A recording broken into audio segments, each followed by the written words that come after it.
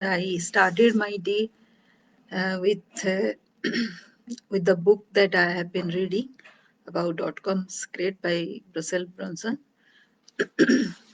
and it told me a very significant line, which says about mm, exposing the imperfect side that one has.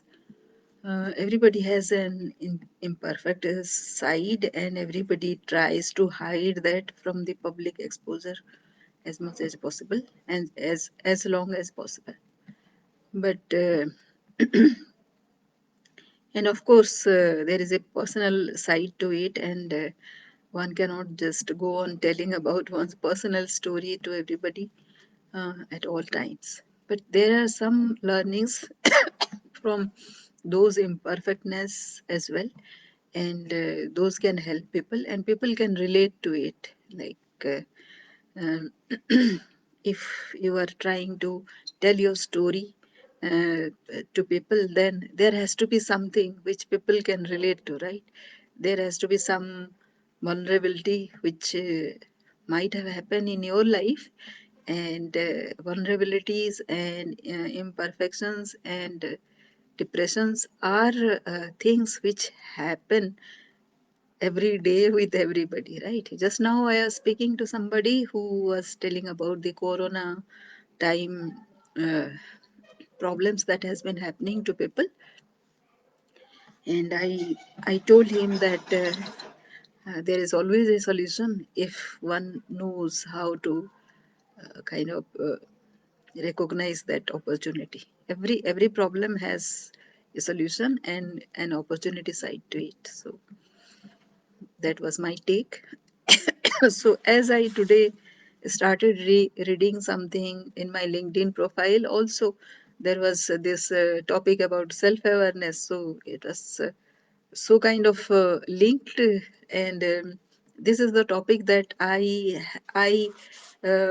kind of hinted at from several sources, as my mentor, Mr. Vivek Mehrotra, who is on a vacation to Shimla. He also was passing through these heights of the mountains from where, like, see, the roads that adjacent to those mountains kind of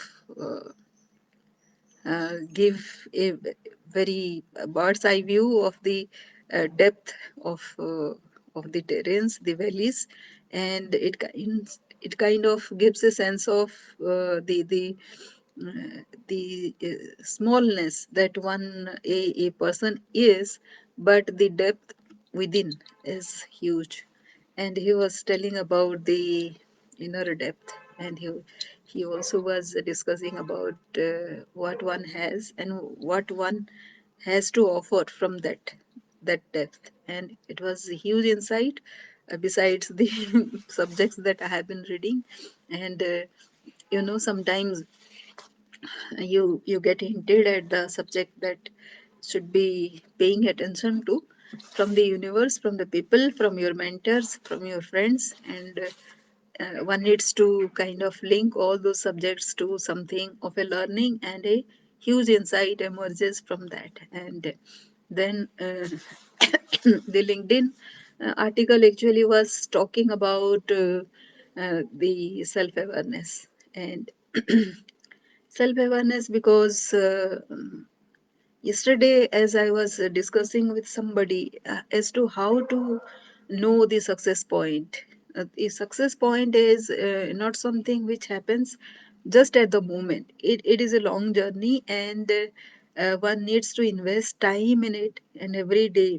Like, say, success can be outlined in a step, like, say, with tasks and subtasks every day. It can be an accomplishment if one knows how to kind of outline that. It cannot be, it may not be very appropriately outlined, but what happens is, if one starts outlining, one will be surprised, pleasantly surprised at the many opportunities that will be coming, in addition to whatever we have outlined.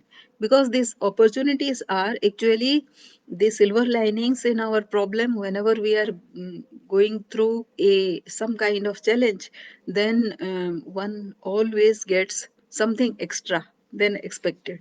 Have you noticed that? Have you ever experienced that kind of thing? I have experienced it so many times, that I am almost convinced about the bigger power which we call as God, to be there present.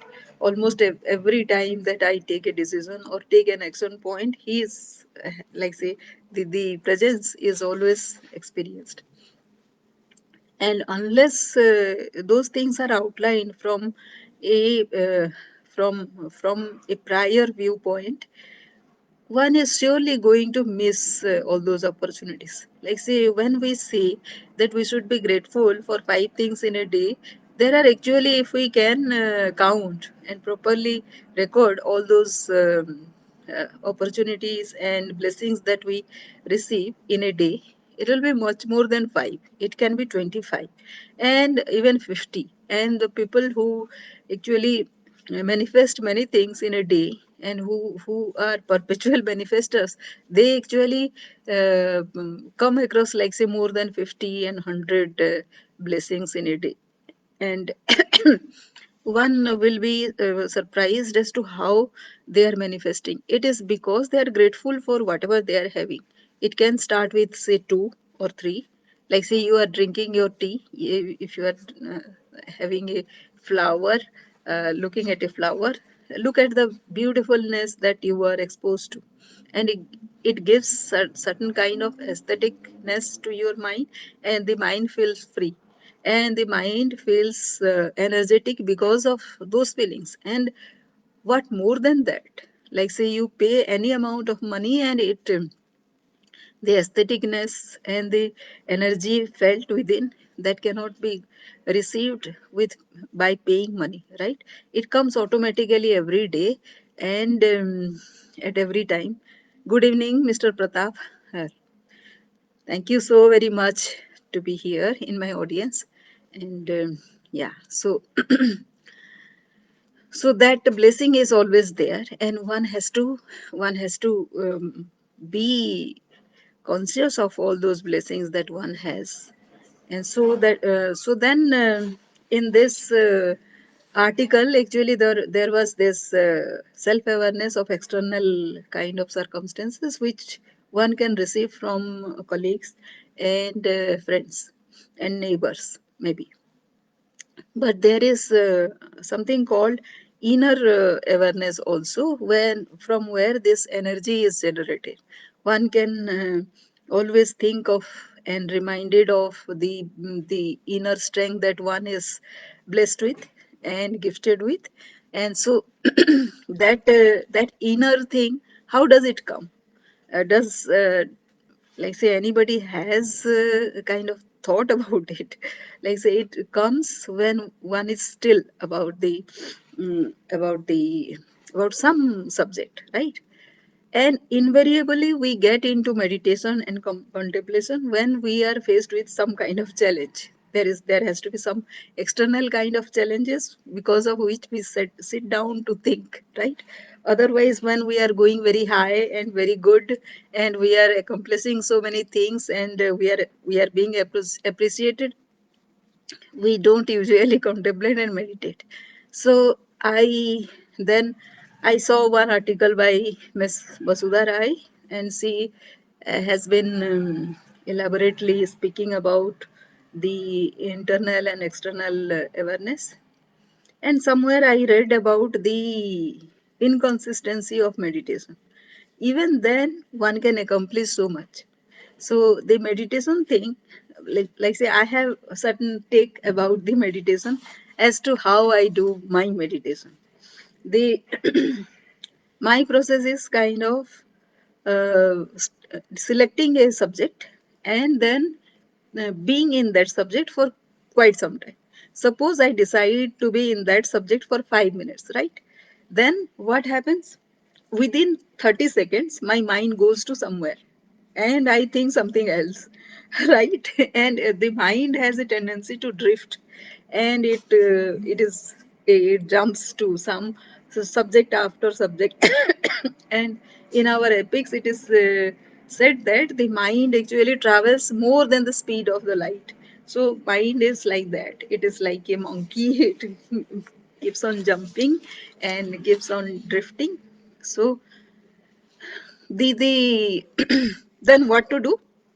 The next step is, just at the moment when you realize that the mind is away from the subject that you had decided, then bring the mind into the subject again. Right?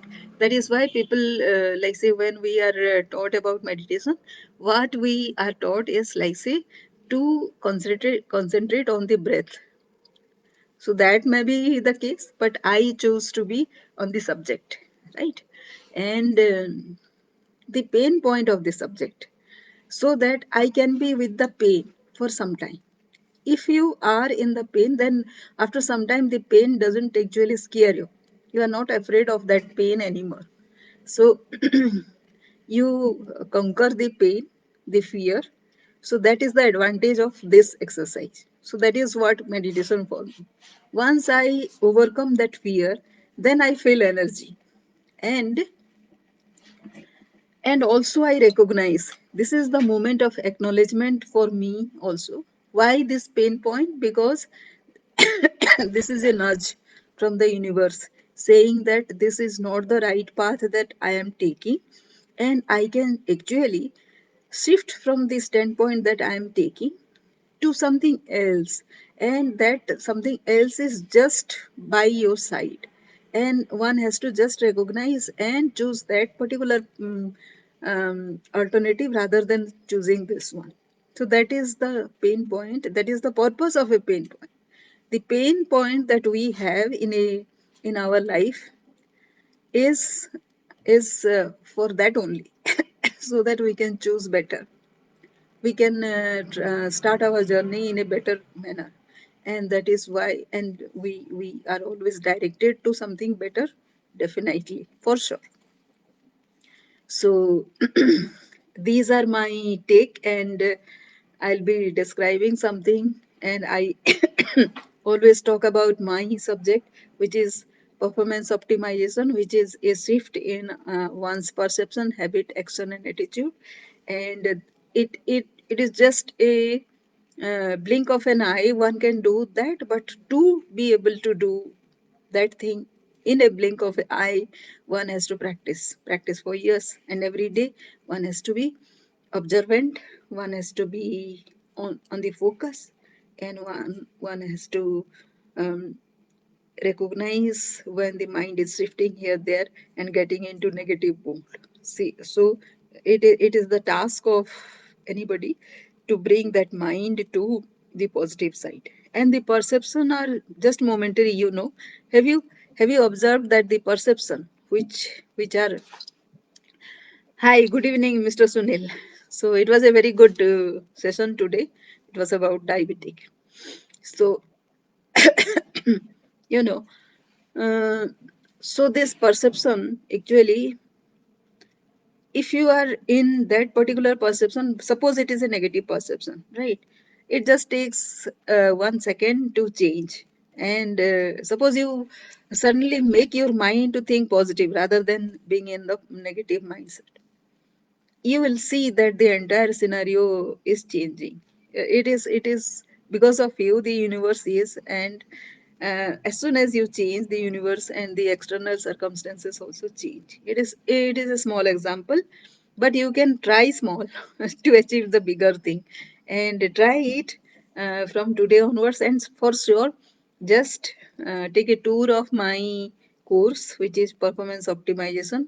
Click on the link that I have given in my this article before or after this video, and tell me and suggest me if there is something else which you need, which I should pay attention to, give yourself more about, and we can develop together. Yes, thank you.